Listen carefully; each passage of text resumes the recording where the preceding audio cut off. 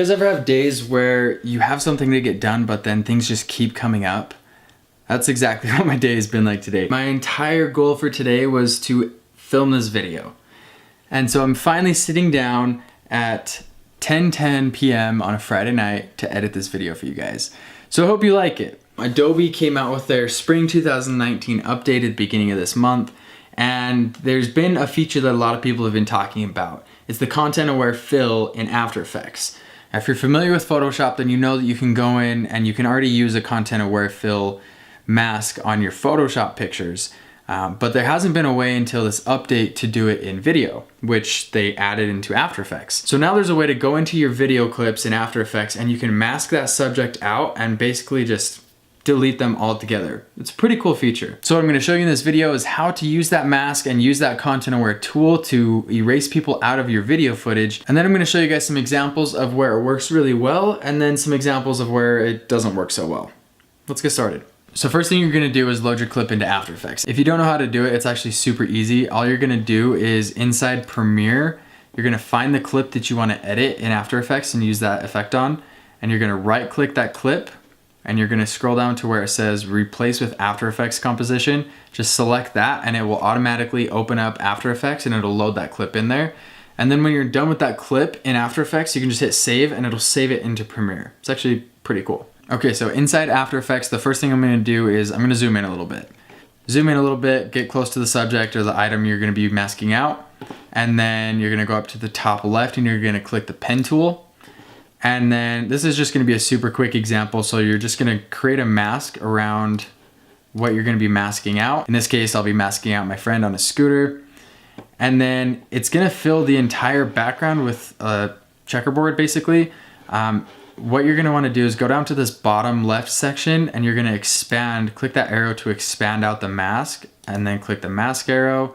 And instead of add right down here, you're gonna select that drop down menu and hit subtract, because we wanna take that section out and not the rest of the clip.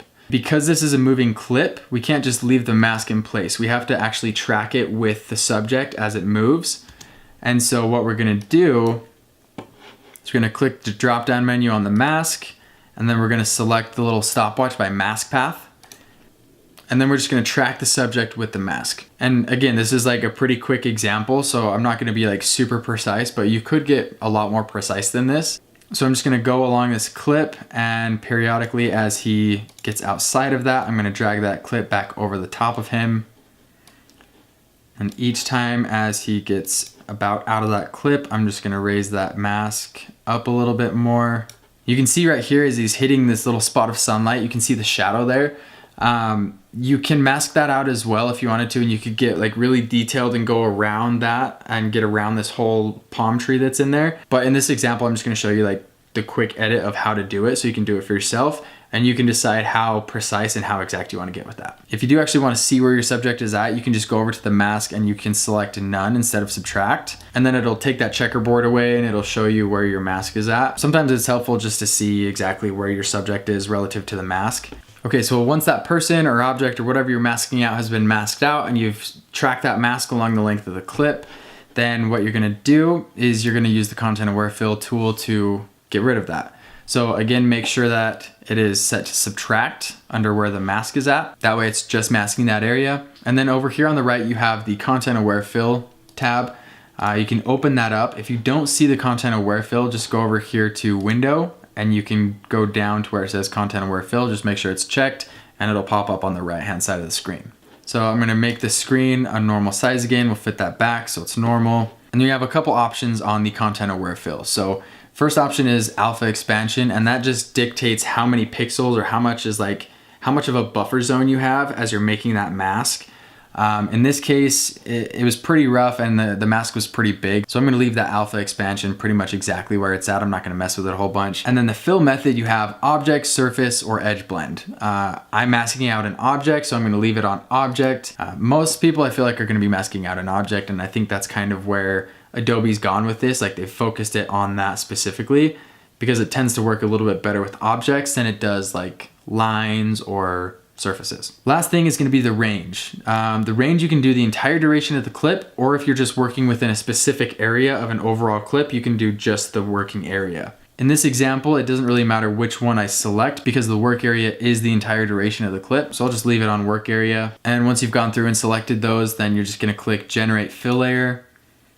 And what it's gonna do is it's gonna go through and it's gonna analyze the clip, render the clip out, and it's gonna mask out that subject. So the clip has been analyzed, it's been rendered, and it actually looks pretty good. You can see my buddy's shadow just a little bit as he's going through that area where the sun's shining through, where that kind of palm tree is at. But it's pretty quick, and I could honestly mask that out and it would work out pretty easily. It would mask it out really well. So I'll show you guys what this looks like in real time. So we'll just hit save, and then that's gonna save into Premiere. We'll open Premiere back up. We'll take a look at what this looks like. So you can see he's out. This is a pretty heavy effect that you're applying. So it's always gonna be best to render it in Premiere as well. So what I'm gonna do is just go to the beginning of the clip, I'll hit I, and then I'll go down to the end of the clip and hit O, that's in and out. And then I'm just gonna go up here to sequence, and I'm gonna hit render in to out. And what that's gonna do is it's just gonna render that clip that we were editing. And then once that renders out, it should play a lot smoother in Premiere. So once it's done rendering within Premiere, I'll play it back, make sure it looks good. I'll make this a little bit bigger for you guys. Just hit play. And just like that, it's like he was never even there.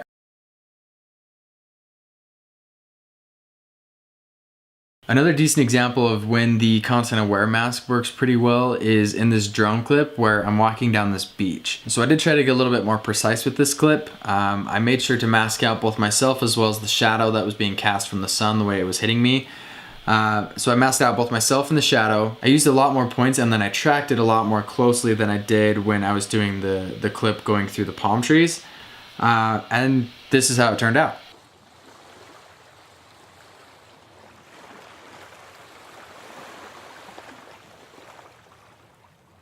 So you can see it's not terrible, but this is where you kind of start to run into issues with the content aware fill. If you were just looking at the overall scene, you probably wouldn't notice it, but where you really start to kind of notice it is in the water. And if you look at where I masked out, you can see it kind of gets a little bit weird, and it kind of starts to like smear it weird. You can see there's a little bit of a difference in color between where the water's at there and then what it's trying to mask a little bit deeper into the ocean. So it does get a little bit weird, and some of those lines kind of like, they look a little bit out of place. And so that's why this content aware feature works really, really well with something where you have a moving object, but the rest of the background is just, it stays put, it's not moving. But in here, because I'm walking and then there's also moving water that's coming up by my feet, the content aware tool has a little bit more of a difficult time analyzing everything that's going on around what I'm trying to mask out. And it kind of gets confused between masking me out and then trying to mask the water out. But again, if this is just like a quick mask where you're trying to get something kind of small just out of frame, chances are nobody's gonna notice that. The only person that's gonna notice it is you, because you're the one that pulled that person out or that pulled that object out. I did this with one other clip, and this is a really good example of where it kind of has a hard time working. And this is a clip that I got while I was down in Moab, Utah. So this is what the original clip looks like. You can see that my truck is just kind of in the center of the frame as that drone is panning around that rock outcropping, and it kind of goes up. And it has a really cool background with the different layers of rock, and then, you know, in the far background you have the mountains. It looks really cool. But when you start to try and mask that out, you kind of run into the same issue as I ran into when I was trying to mask myself out and that moving water was going. So there's so much going on in the background, and there's so much changing in the background that the mask has a hard time analyzing what is just the thing or the item that you're trying to mask out and what's going on in the background. This is a clip after I applied the mask.